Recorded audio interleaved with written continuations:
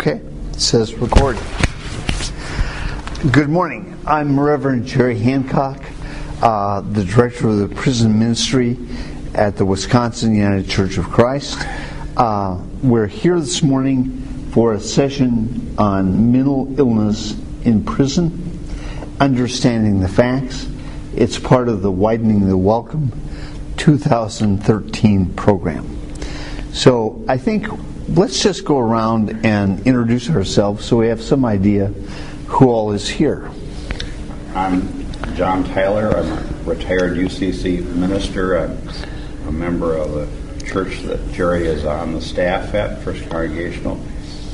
I visited people in prison and found it sort of troubling about so many visiting members of the congregation with mental illness in prison and the level of care they're getting or not getting. Okay. I'm Veronica Jefferson from Cleveland, Ohio, with the national offices, and here just to listen and learn. I'm Pat Taylor. I live in Seal Beach. I've been a member of NAMI Orange County for over 30 years. I have a son who has schizophrenia. He's been in and out of the jail system, and he's currently in an IND, which is a locked facility in Riverside. I have never visited him in a prison, but I have been involved in the court system before the mental health court was established in Orange County. Good. We're a small group, and so I want to have plenty of interactive stuff this morning, but there is some information that I really want to share with you, and some of you may already know this from firsthand experience, but in terms of widening the welcome, I think we want to there are two ways I want to address that issue today. One is widening the welcome in terms of widening our concern for people with mental illness who are in jails or prisons. The second way I want to talk about widening the welcome is how we might widen the welcome within our congregations. So let's start with widening the circle of our concern for people with mental illness who find themselves in jails or prisons. There are probably 300,000 people in the United States today who are in jails or prisons with mental illness. If you expand that to include people who have drug or alcohol substance abuse problems, that number could reach as high as maybe 50% of the people who are in prison today. So it is a significant problem, and one that is, if mental health issues tend to be ignored and in the closet, people who have mental health issues in prison are doubly cursed. Let's just stop a minute. You are Alan, my new best friend from Boulder, Colorado. Thank you. Hi. Why don't we introduce ourselves? Do you introduce yourself to the whole group today? Do you want to say any more about who you are?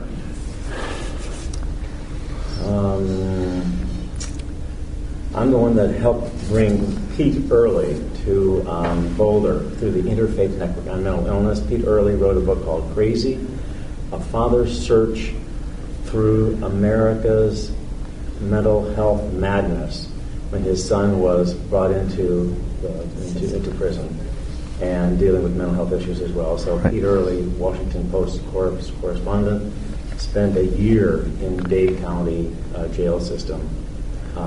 And it's a Pulitzer Prize nominated book. Anyway, it's a wonderful guy. Good. Well, let's that's kind of an excellent place to start, and that is with the difference between jail and prison.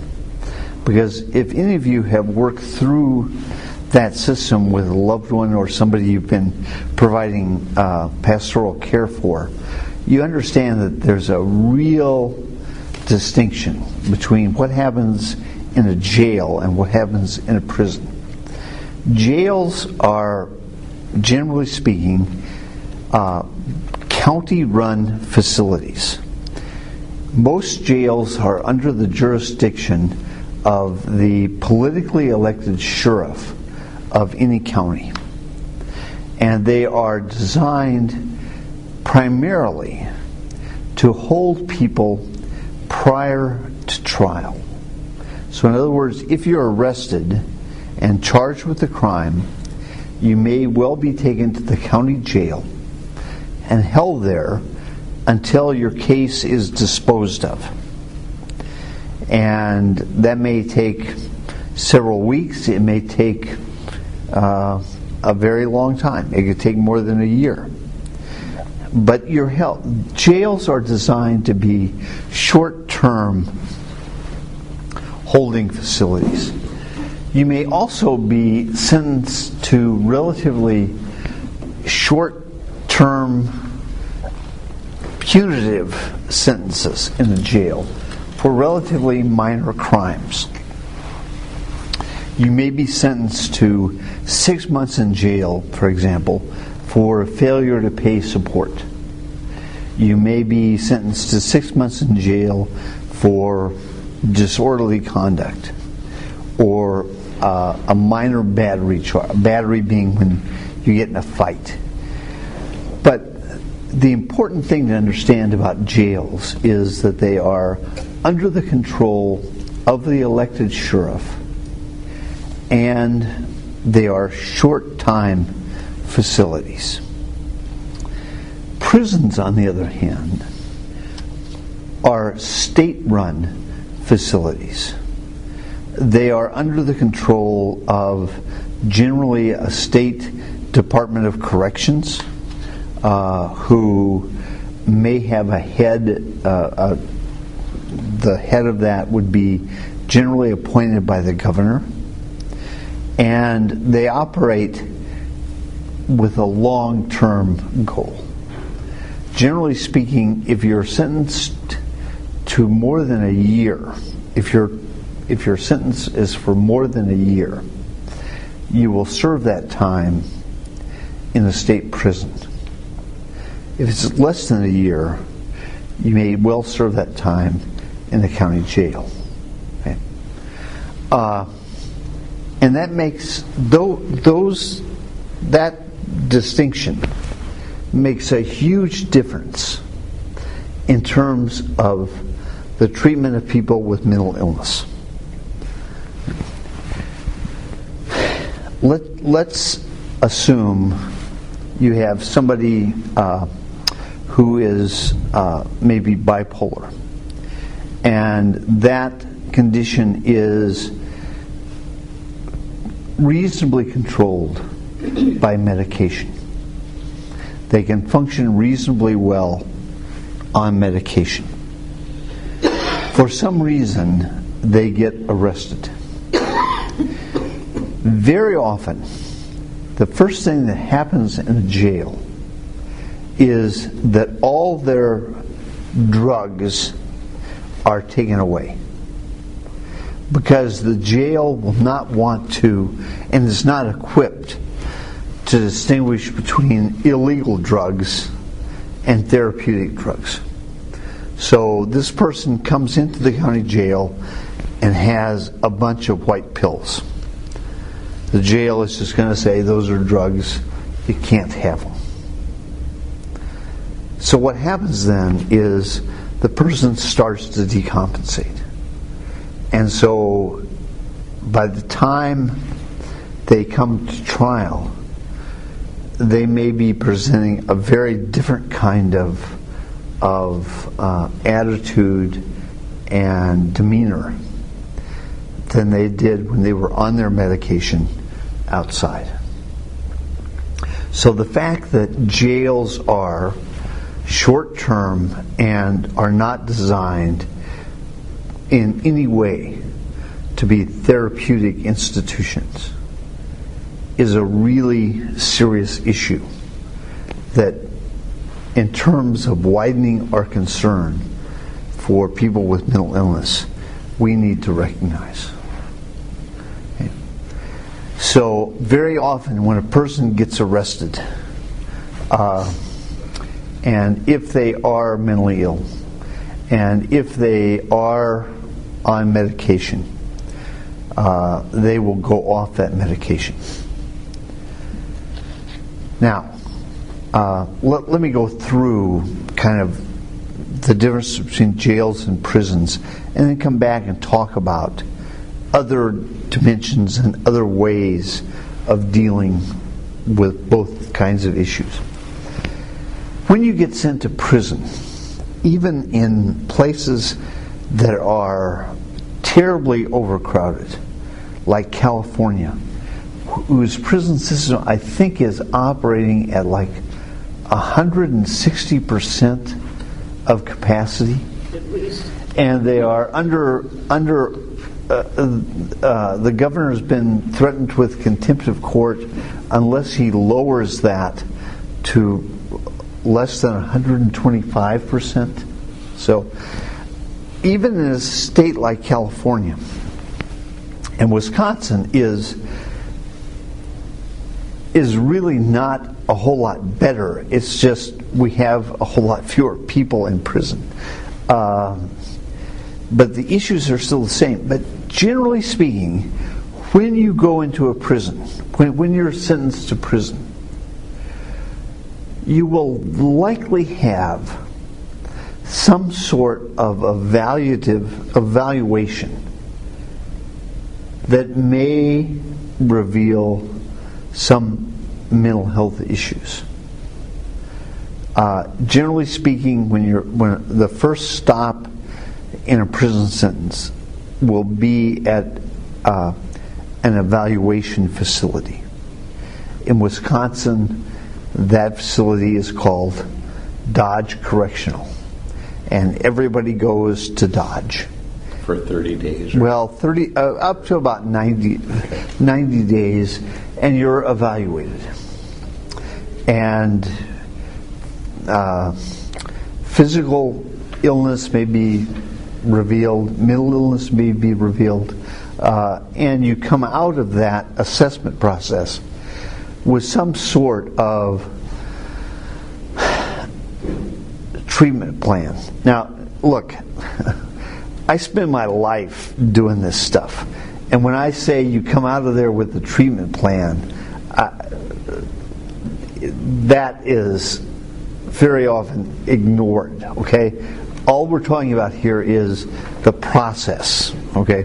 We're not talking about the quality of the process. I just want you to understand the process of the way things work. And I should back up a little bit, because full disclosure requires, okay, that I admit that I am the Reverend Jerry Hancock.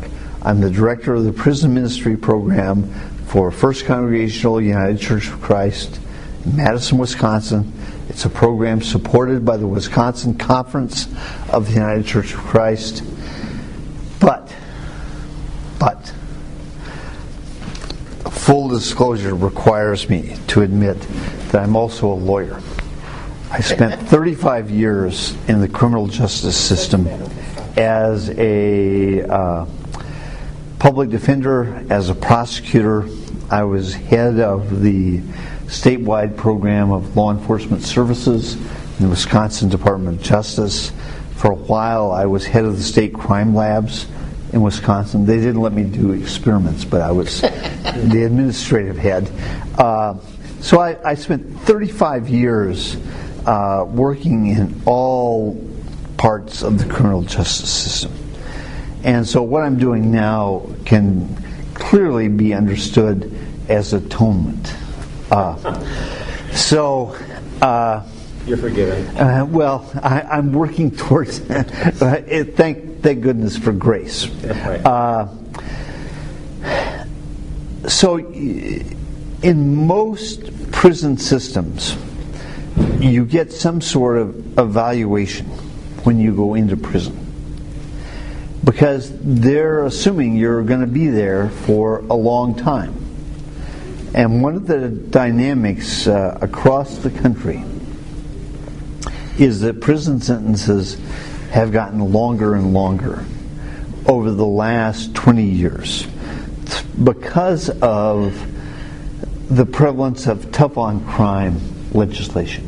In California, you have 3 strikes and you're out, which meant that after your third offense, you were never getting out of prison. In Wisconsin, we have something called Truth in Sentencing, which was passed in 1999, which eliminated time off for good behavior and eliminated parole. So you're going to do, in Wisconsin, you're going to do every single day of the sentence that the judge imposes. There is nothing you can do inside the walls that will reduce the time you serve. You could win the Nobel Peace Prize in Wisconsin, and the Department of Corrections could not let you out a day early. So you don't get like 30 years to life anymore? No. That was called an indeterminate sentence. You get a fixed number of years, and you will do every one of those years. Okay? So, the way prisons look at this is you're likely to be there for a very long time. And so they do some sort of evaluation, as opposed to the jail. I mean, that's my point here. That the jail assumes you're just going to be there for a short time, so they have really no responsibility for any kind of treatment or medication or anything like that. Very little programming. You're just there and you're gone. Prisons operate, at least theoretically, on a very different kind of model. They expect you're going to be there for a long time. They have some sort of vague idea that maybe there are things they could do that would make you better.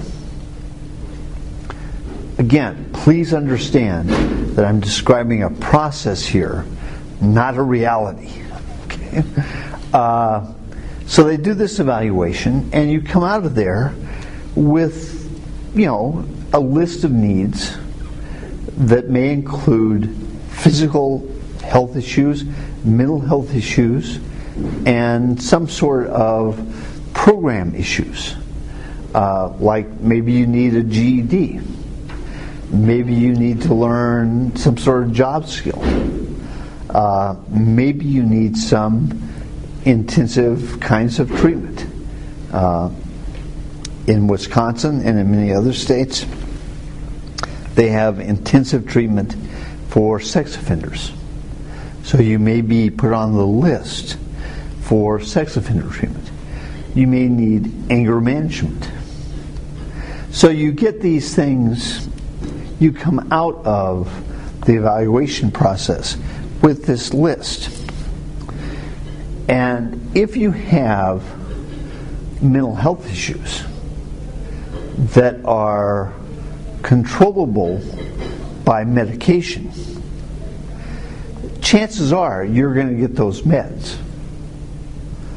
And if you need those meds every day or twice a day, you're going to get those meds every day. Because one thing that prison does extremely well is routine. So there are very different kinds of assumptions between jails and prisons. Okay?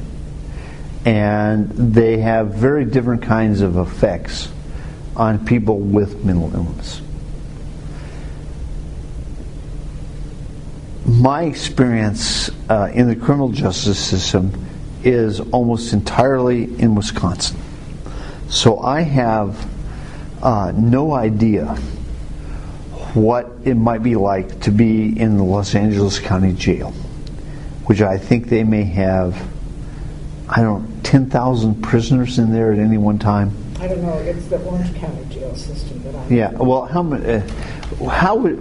does my description of the way jails work, does that apply to Orange County? I mean, has it been? The jail, I don't know. My son was never in prison. He was in jail. Yeah. And was that? They took all of his meds away, but I was able to get them to start to give them some again. Right. But that required advocacy on your part. Very much so. Okay. Very much so. Right. But I was on the board then, and so I pulled some strings. Okay. But the sad part is that that's not the case, that's not the norm, and Right. so that is what's too bad. Right. Right. So let's talk a little bit about the way we could widen our concern for people with mental illness in jails. The first thing we could do is at the point of intake, at the point where someone with a mental illness comes to the attention of a law enforcement officer. Okay? And you'll see that on the front, the title of my presentation is, if all you have is a hammer, everything looks like a nail. Okay? If all you have is a jail, everybody looks like a criminal. So the first thing we need to do in widening our concern is ask, what happens to people with mental illness when they come in contact with police? Is the only option that officer has to take the person to jail. And in many communities, that's what happens. Because there's no other process available to a cop. And let's just think about it. This is, Madison is a big college town. Boulder is a big college town. So it's 2 o'clock in the morning, and the officer comes across, there's a fight on State Street or up on the hill in Boulder. And so the cops come, and they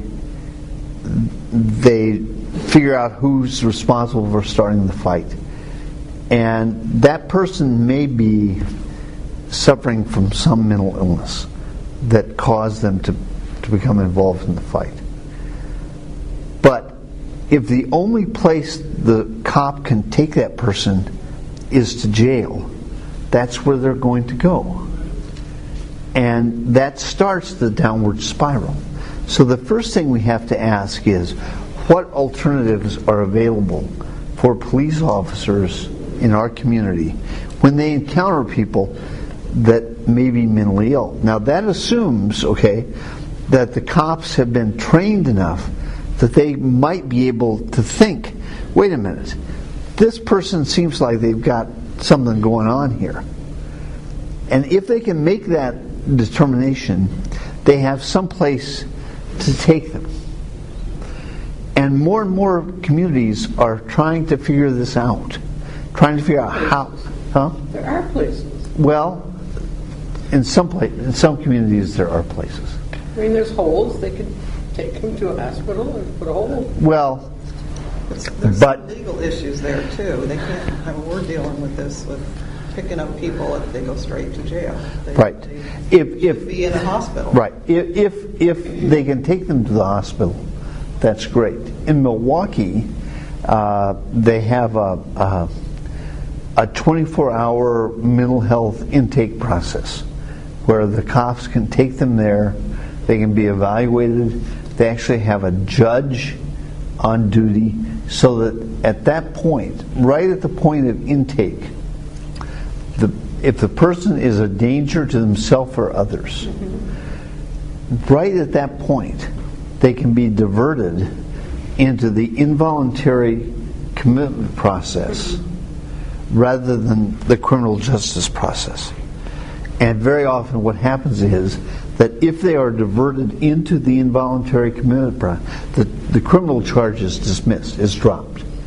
So right at the beginning, there is a diversion out of the process. And so those are the kinds of things that we need to be asking of our communities. Do cops know how to recognize symptoms of mental health? And lots of police departments and sheriff's departments are being trained to recognize this. You know, that's the CIT program, right? Right. Intervention team. And that, Right. In other words, to even talk to our own local officials that are dealing with law enforcement stuff. Ask, are you having CIT training for your cops? Right. And they used to be doing that in Boulder, but there's no money anymore to do it. Right. That means for those, that's crisis team. Crisis intervention team training, Right. so that those cops will know, like you're saying, you go to the Hill, you go to Madison, say like, this person, because they've been trained, it's like a whole week they spend training. This is not like a 2-hour, course. And so that's something you can bring to your local police enforcement. Alan, please remind me to come back to the point you made almost as an aside, that there's no money for this. But because the money is a real important issue in all of this, and there are ways to think about the money in different ways. So we have to, if they can take them to a hospital, fine. If the best thing is to kind of get them diverted out of, to never let them get into the criminal justice system in the first place. But it's more of a hassle. Well, of course, They don't want to do it. Right. And no matter how much training, it's more of a hassle. Right. So that's one thing, is to keep people out of jail in the first place. If people end up in jail, then we need to start helping, and again, these are politically elected officials that run, it's the sheriff, the county sheriff that runs the jail. They are politicians. Help them understand that while jails are short-term facilities, there's still a need for some sort of therapeutic understanding about what's going on.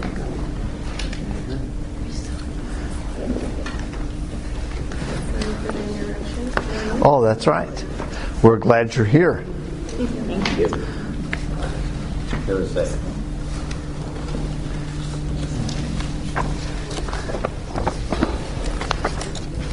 And there's one for Nancy Allen.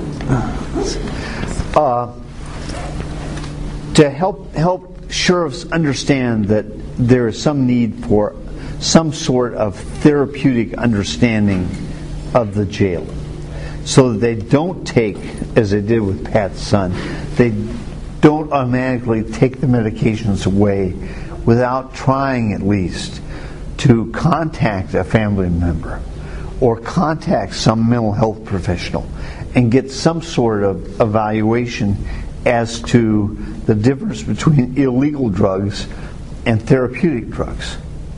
And there can be protocols established within jails to do that, so that you can maintain a person on their drug therapy while they're in jail. You can also, even if it's just on a crisis level, have mental health services available to people in the jail. And that is often done under contract with some sort of mental health service group in the community. The jail will contract, and the contract can be as limited as sort of suicide watch kinds of things, to something as broad as some sort of therapeutic evaluation and connections that could be made, evaluations of a person's mental health status and what might be helpful therapeutically, even on a short-term basis. Jerry, have you seen this around the country? Because in Boulder, we do have a mental health center that does have a psychiatrist that is connected to the local jail. Right. And he's the one that is that happening? Right. And again, that was done in Madison. But again, it's my understanding that has been severely been curtailed because of budgetary considerations. But you need to ask, again, when you're widening the concern, you need to ask of your sheriff what kinds of mental health services are available in your jail. I mean, that's the fundamental question. And there may be some, or the sheriff may say, we had it, but we don't have money, or we had more of it, now we have less of it. But those are kinds of social justice things that as people of faith, we can become involved in. We say, Sheriff, look, we'll help you. I mean, let us advocate for these kinds of things. So we need some, in terms of the jail, we need some sort of, let's call it stabilization. We want to keep people as stable as we can while they're in the jail, so that when they get before the judge to be sentenced, they can present as good a prospect as possible. Pat, what was your experience with your son through the jail process? It was quite a while ago. It was prior to our having the mental health court and the diversionary programs that we have. I mean, Orange County has really gone above and beyond. We have police officers on almost all of our NAMI affiliates, and we do it in Orange NAMI is National Alliance for the Mentally Ill. Right. And of course, he came from Buena Park too, but in Orange County, and we've done there's been a lot done,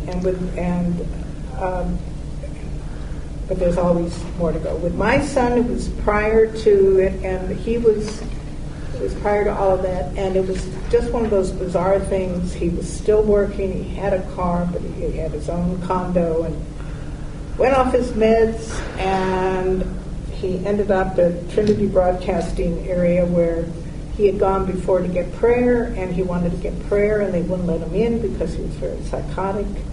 And he tried to force his way in, and so they did a citizen's arrest, and he ended up in jail. And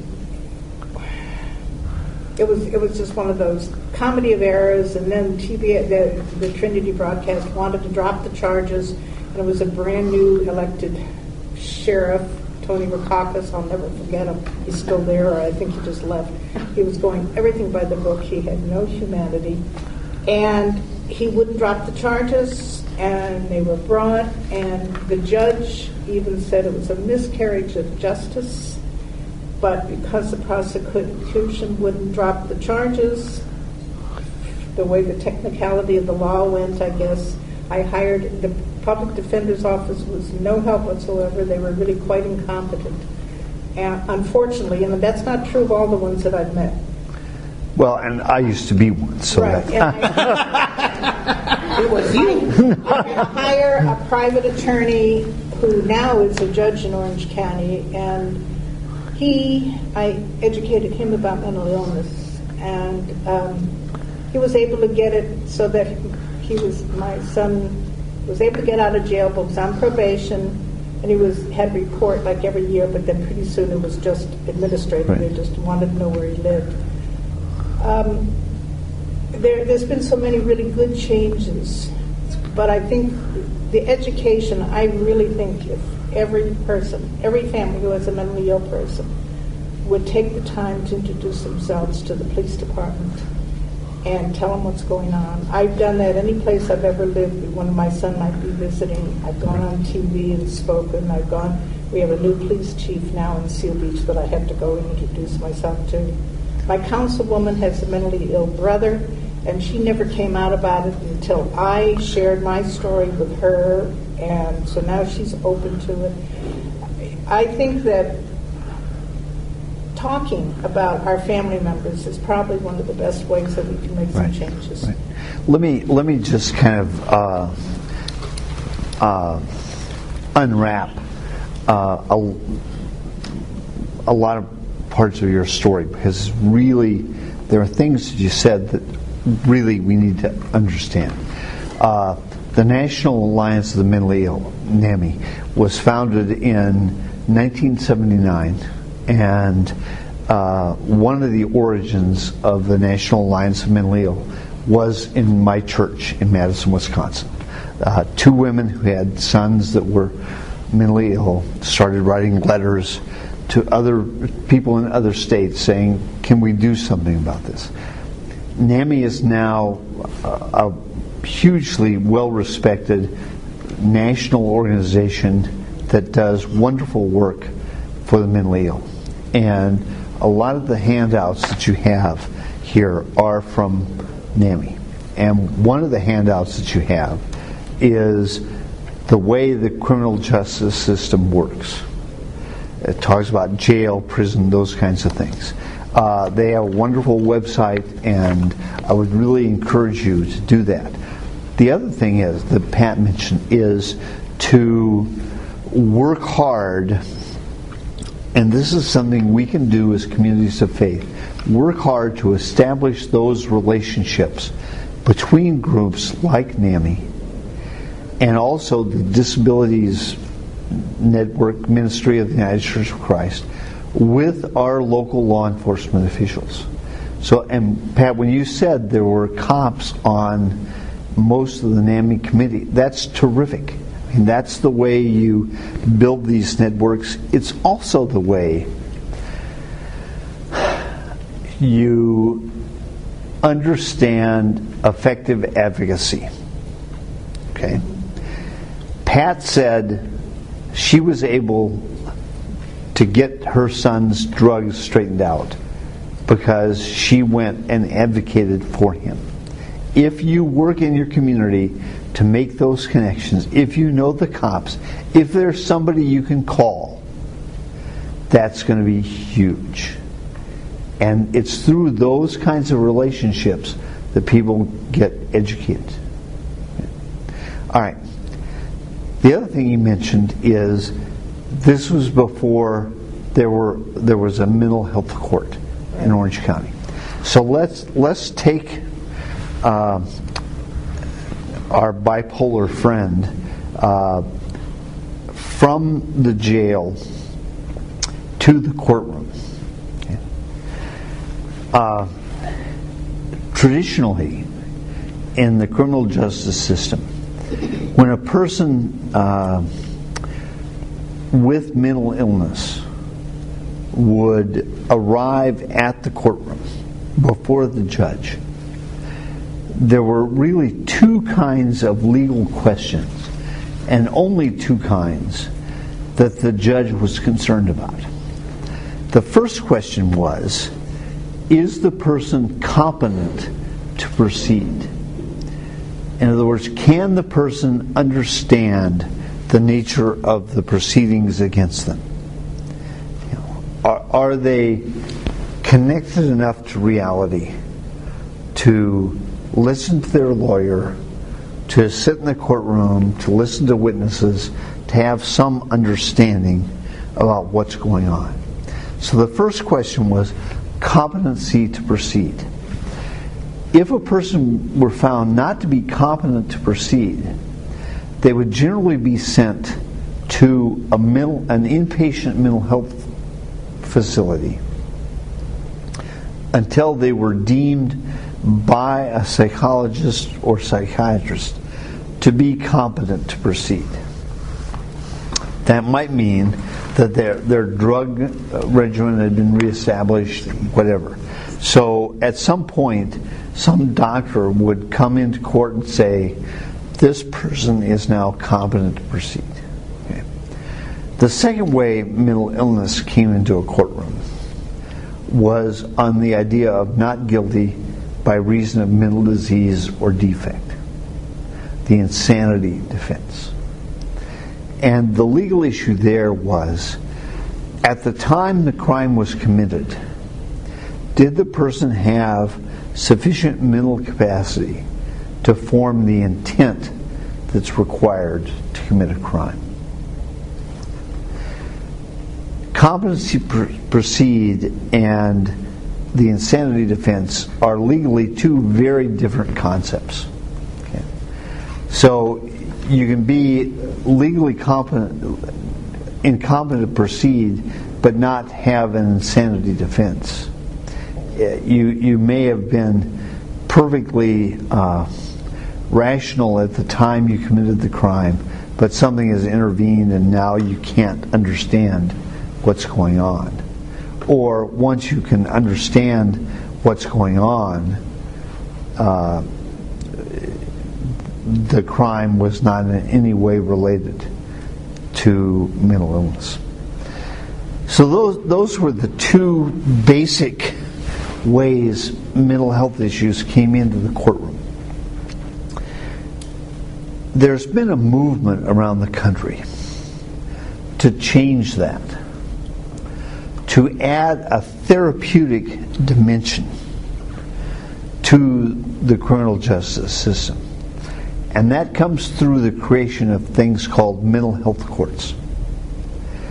And let me tell you theoretically how they work, and maybe Pat, you could talk about your experience. No. We have two people on our board that do that. I don't. Okay. I'm here learning. Good. All right. Well, I'm sorry. I don't mean to make you my co-presenter here, but you keep saying all the magic words, and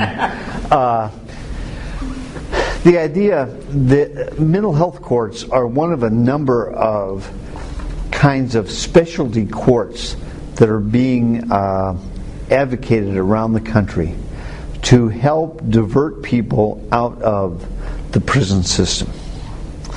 And you have things like mental health courts, you have things like drug courts, you have things like veterans courts.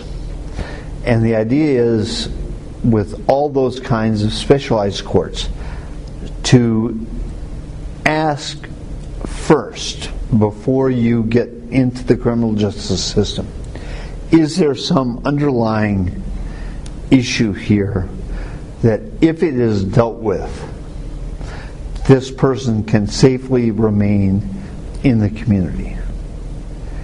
And so let's take it out of the mental health issue for a minute and talk about veterans courts. Let's say you have a veteran that's been committing a string of burglaries, and normally they would be arrested, sent to jail, come to court, be sentenced, sent to prison. Because this person is a veteran, the system is willing to at least ask a threshold question. Could there be some issue in this person's background related to his status as a veteran that would cause us to see this differently? Is this person, most simply, is this person suffering from PTSD that's related to some sort of combat experience? And if so, maybe we could send this person to the VA hospital, get them evaluated, there would be some sort of treatment, and we would not have to send this person to prison. They would quit committing burglaries, the community would be safe, and they wouldn't have to go to prison. Same with drug courts. That is the person before me, the judge, suffering from some sort of drug addiction? And if they were treated for that, would they quit doing the kinds of crimes they've been doing? Same with mental illness. Is this person suffering from some sort of mental illness that is causing them to commit these crimes? And if so, can we treat that and not have to send this person to prison? And Pat and I were talking before we started this morning, and I would like to be able to tell you that these kinds of courts, these mental health courts, are being created out of an enormous sense of compassion for people with mental illness. That is, to some degree, I think, true. But there is also another kind of public policy involved, which is to reduce the prison population by getting people out of, finding ways to keep people out of prison. Because with the enormously long sentences that are now being imposed by judges, once you get into that system, you may be there for a very long time. So people who are concerned with reducing prison populations are big advocates for these kinds of specialty courts in order to reduce the prison population. And in Wisconsin, for example, it costs $30,000 a year to keep somebody in prison. That's cheap. I was going to say. Well, wow, I know, but that's because we have all those cows. We have easy access to cheese, and so it's there's kind of this. No, I know, and in other places well, there's that. Though there are people in the legislature that would like to change that. No, but it's much larger than that. Yeah. Well, and if you're talking about juveniles in Wisconsin, it could be 50 or 60,000. Whatever it is a lot of money. Okay, and if it's even more money in California, that's even worse. And people are trying to find ways to save that money. And if you can send a person to an inpatient drug treatment program for $10,000 and not have to send them to prison, you're saving $20,000 for years, right? And there is real evidence that these kinds of courts, and more importantly, the idea of treatment instead of prison, works. It works to reduce prison populations, and it keeps communities safer. And the kind of leading example, Alan, you were very dismissive today, frankly, of the Midwest. And Dismissive, I grew up there. well, that maybe we need to have a pastoral conversation about that. But Minnesota has a long history of investing in treatment instead of prison. You're from Minnesota? I am. I worked in ChemDep for more years than. Well. So maybe you're taking exception to what I say, but the point in Wisconsin that we like to make is that Minnesota has 1/3 as many people in prison as Wisconsin.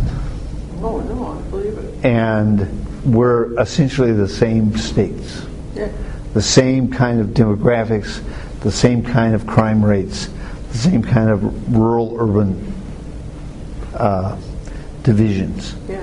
And so the question that we ask in Wisconsin is, why is Minnesota's prison population so much lower? And the answer is because you have more local treatment options, more local control than we do in Wisconsin. Everybody goes to treatment at some time in their life. Right. And the reason that, and this comes back to money, and why it's so important to understand how money flows in the criminal justice system. In Minnesota, as I understand it, if a county judge in almost all criminal justice systems in the United States, other than federal,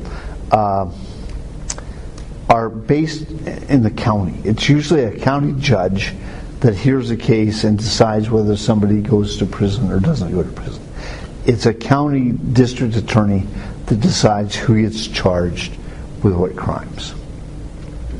In Minnesota, as opposed to Wisconsin, if a county judge sends someone to prison, the taxpayers of that county pay the cost of that imprisonment.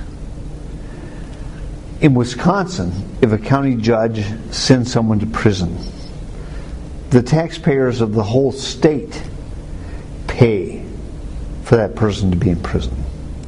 So a county judge in Wisconsin can save his voters $30,000 a year by sending a person to prison. You get it? You see how that's working? That in Minnesota, the burden is on the county and the county taxpayers that vote for that judge. In Wisconsin, the burden is on the state taxpayers who don't vote, or most of whom don't vote for that judge. So there is a real financial incentive for county judges to send people to state institutions because the state pays. So, Alan, that's only to say that when you're dealing with criminal justice issues, it's always really important to ask who pays. When the judge decides where a person goes to prison, who pays? I bet most people don't know that. No. Right. Well, now, aren't you glad you came to this session? Yeah, I don't live there anymore. Aren't you? So, all right. So what we need to do at the local level, at the county level, is we need to get our cops trained and keep training them to recognize mental health issues. Mm-hmm. We need to have places other than jail that they can take people with mental illness. We need to have our jails have at least some sort of therapeutic evaluation process so that we can keep people on their meds while they're in jail and hopefully get them a little stabilizing treatment. Okay?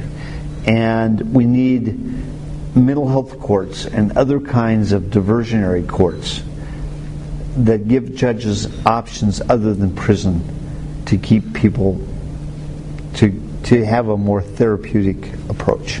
Okay? I want to give one example in Boulder again. There is a mental health court that's started by Judge Roxanne Balin. It's called PACE, P-A-C-E. It is a fantastic diversionary program. Right. And she just retired after. She's done this for 30 years out of compassion. Right. But I didn't ask her when she was part of the panel, talking with Peter Earle and all this stuff, who pays? Yeah. That's a good question. Yeah. Follow the money. It's always Right. a good question. Right. Where the money? And so in terms of many of these issues, you will find you have allies in kind of unsuspecting places, conservative people who are concerned about the cost of prisons, who want to save money and would see these kinds of treatment-oriented approaches as a good way of saving money. Mm-hmm. They have done some of this work in unsuspecting or surprising places like Texas and Kansas. So it can happen. Yeah.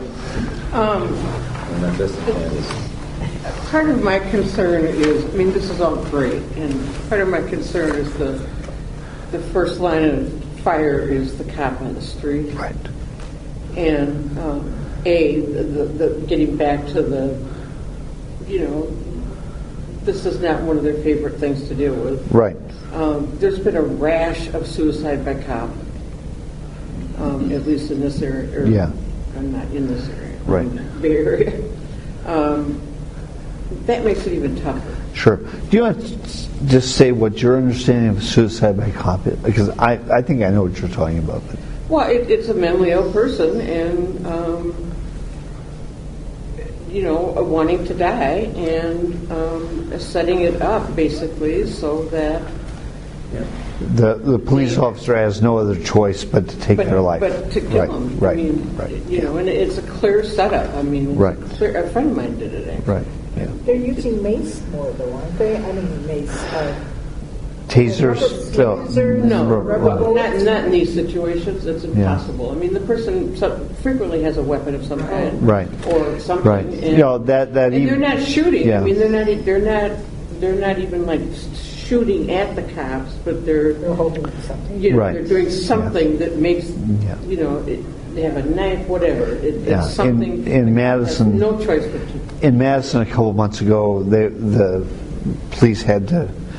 Well, the police shot and killed someone who they were trying to serve a warrant. I mean, this is a very low level kind of police activity, and it wasn't in the dark of the night where the officer had to make a split second decision and didn't have all the facts. This was in broad daylight with command structure, head house surrounded.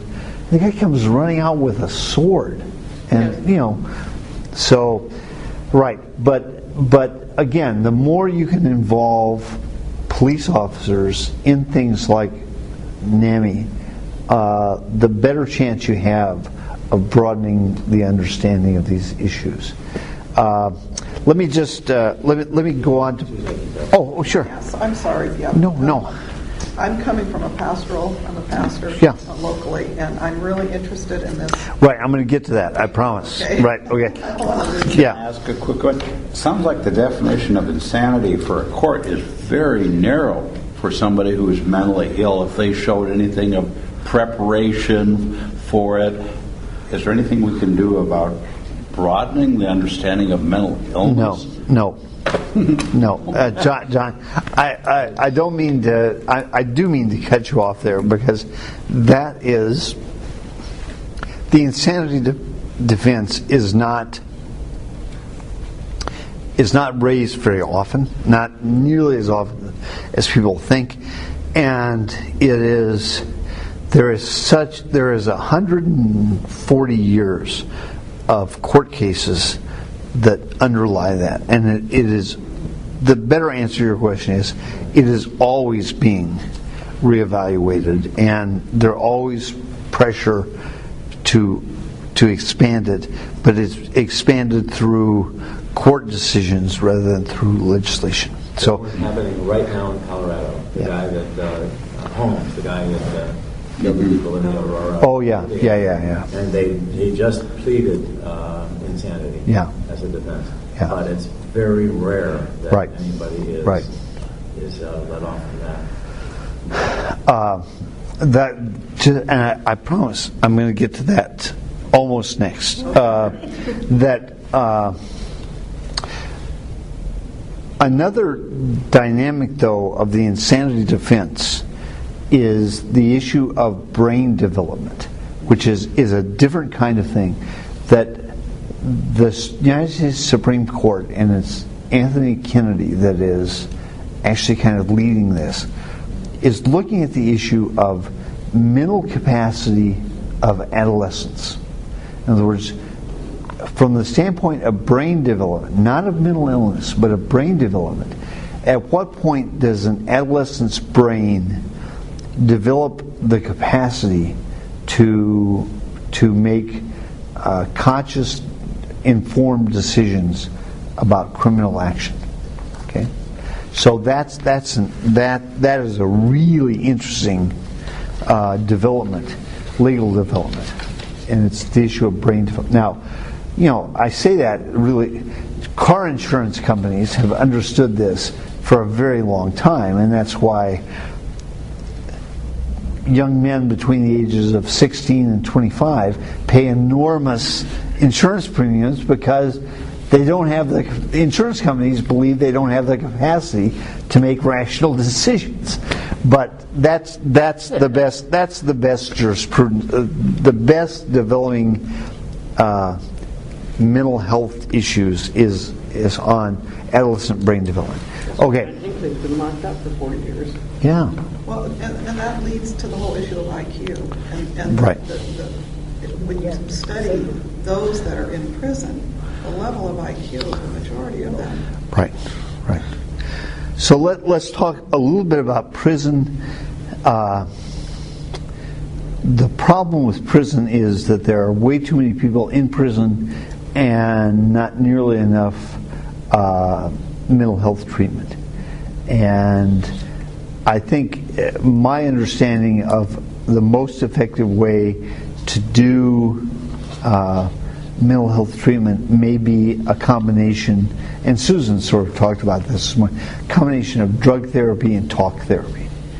And the prisons, by and large, will do drug therapy okay because it keeps guys calm and easier to deal with. The talk therapy is really a scarce resource. And all this leads to the fact that guys come out of prison very undertreated and and there's very poor connections between people coming out of prison with mental health issues or physical health issues. I mean, guys come out of prison where they've been they have diabetes and have been on regular insulin for 25 years. The prison does all that for them. They get out and they're on their own, and there are very poor follow-up for that kind of stuff.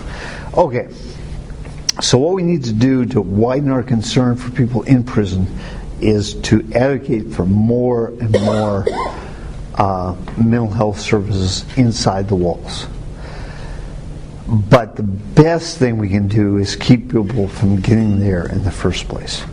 So that's why I would really, really recommend local action on the front end with the cops, with the sheriff, with the district attorneys, with the judges. Because as she said, in Minnesota, everybody gets treatment. The more people get treatment instead of going to prison, the better off we're going to be. The other thing about developing local treatment options is that there is the infrastructure there when people come out of prison, so it works on both ends. Okay? All right. Let me talk now about widening the welcome within our congregations. How do we do that? And that's that. You got another minute here if everybody's on the schedule. I don't want to mention that, Jerry, but just let me. I know. So let me. But wait, they took 5 minutes out, and they took 5 minutes out in the beginning. So I think I've got 5 minutes later. I want you to look at this, okay? And thank you for.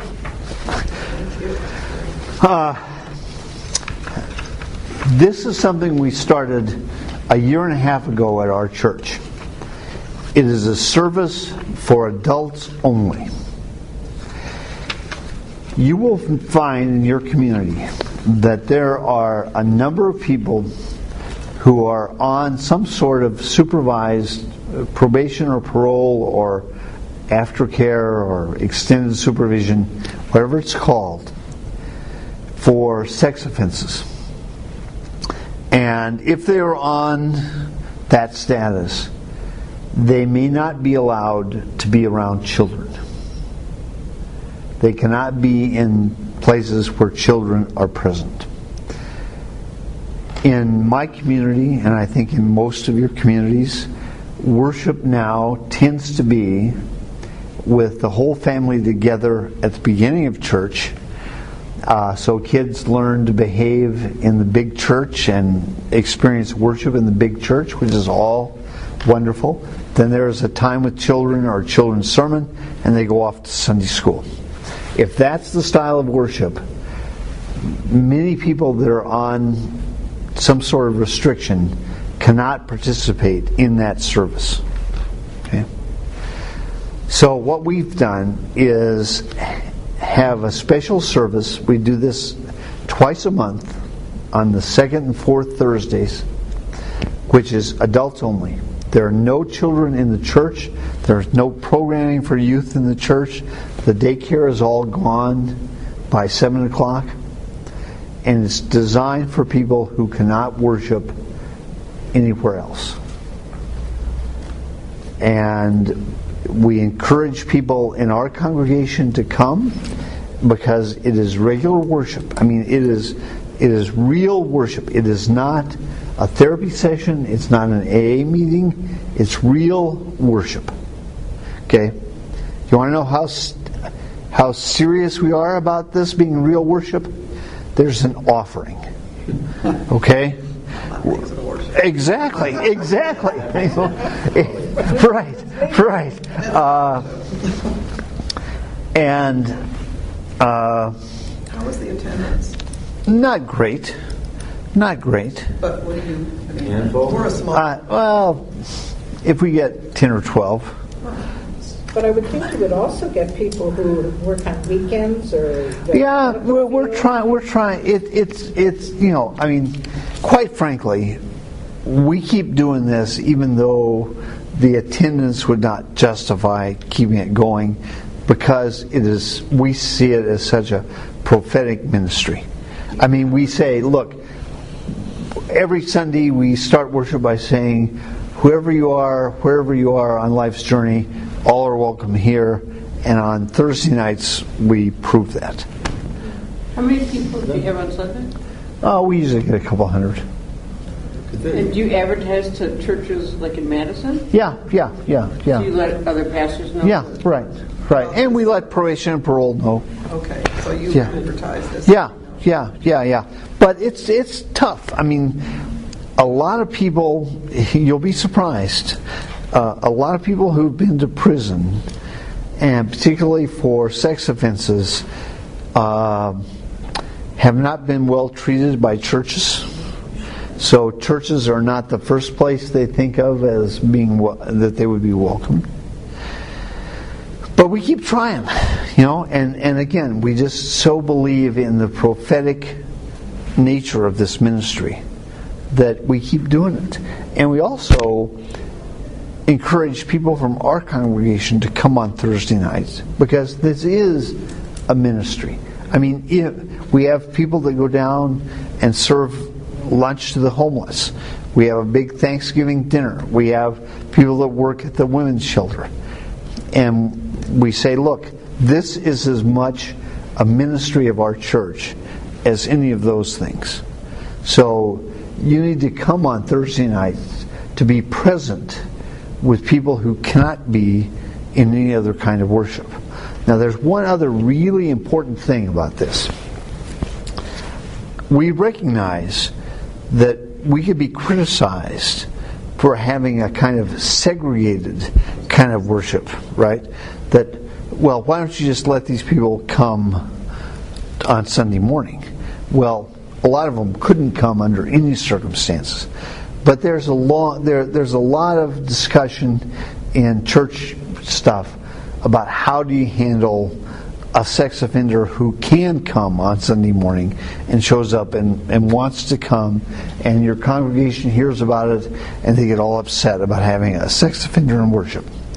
And there are strategies to deal with that, and you can have support groups that come with that person who not only reassure the other people in the congregation that this person is being monitored, but also provide some sort of help to the person in integrating into the wider life of the congregation. So that's really that's a good thing, okay? And the thing you always have to tell people is, look, you may know that this person is a convicted sex offender, and you're upset about their being in worship with your kids, and I get that. That's perfectly fine, and we're going to address that. But don't for a minute think that because you know about this guy, your kids are safe, okay? Because the vast majority of sexual assaults of children take place from people they know, So it's more likely to be Uncle Bob than this guy. So don't think that because we're addressing this that your kids are safe. But my point is, about why we do it. One of the reasons we do it this way is because it offers a therapeutic option to the people who are dealing with sexual abuse issues. And we work with a really great psychologist in Madison who deals, his practice is almost entirely with men who have sexual abuse issues. And he said, even if these guys, they're almost all guys could come on Sunday morning, that may not be the best place for them to be in terms of their own recovery. Because it's not, we have safe sanctuary. The chances of any child being abused on Sunday morning is really quite small. But in terms of the guy's recovery, it may be that being around children on Sunday morning will trigger something that then gets acted out on Monday afternoon at the mall or someplace like that.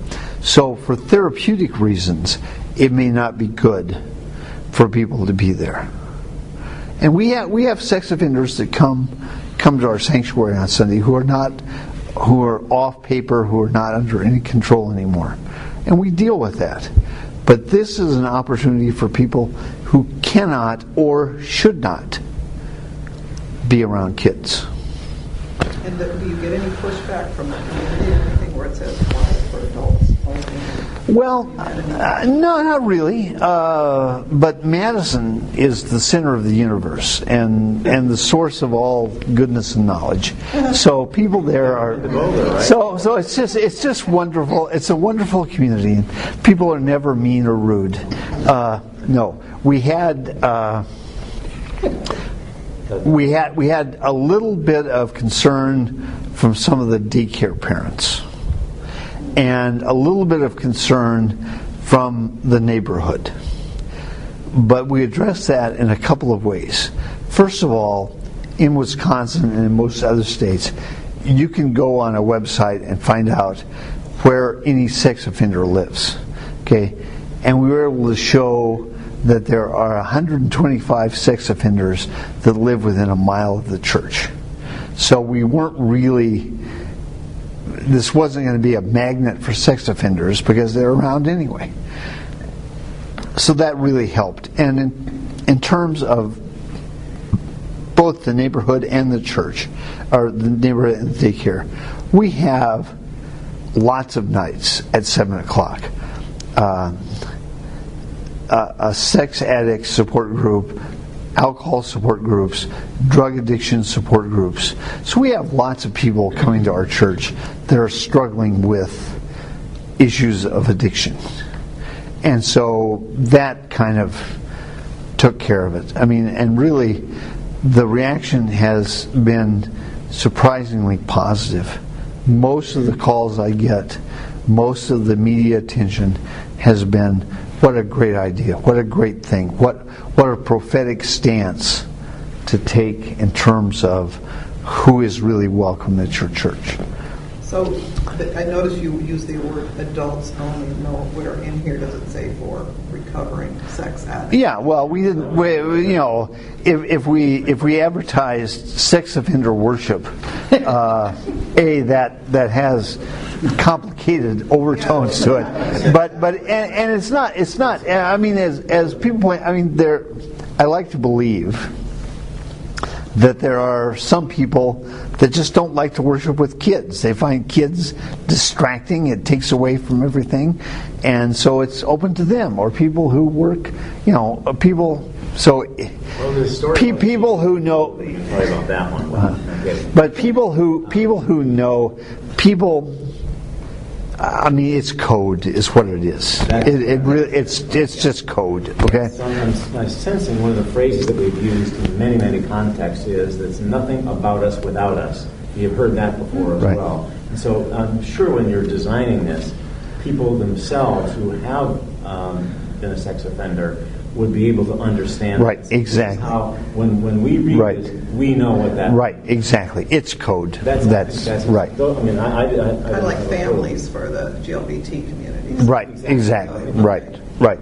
And but I wanted to say how wonderful, and John, you need to take this back to people, how wonderful my church has been about this. There was when I went to them with this idea, the executive council, our board or governing body said, "This is a great idea. Let's do it." There's been no pushback from the congregation. Nobody said, "Oh my God, this is terrible. Why have you taken us to this place?" They have been nothing but wonderful. Our director of music plays every Thursday night for the service. Our youth minister comes every Thursday night to reassure. I mean, he can say to the church families who have kids, "Look, I'm there every Thursday night." So they've just been wonderful, and I should be there tonight, but I'm not because I'm here. And a retired minister in our congregation is leading the service. So it's just the support from within my church has just been fantastic. I say amen, and it is time to core groups. Good. Okay. Very good. Thank you.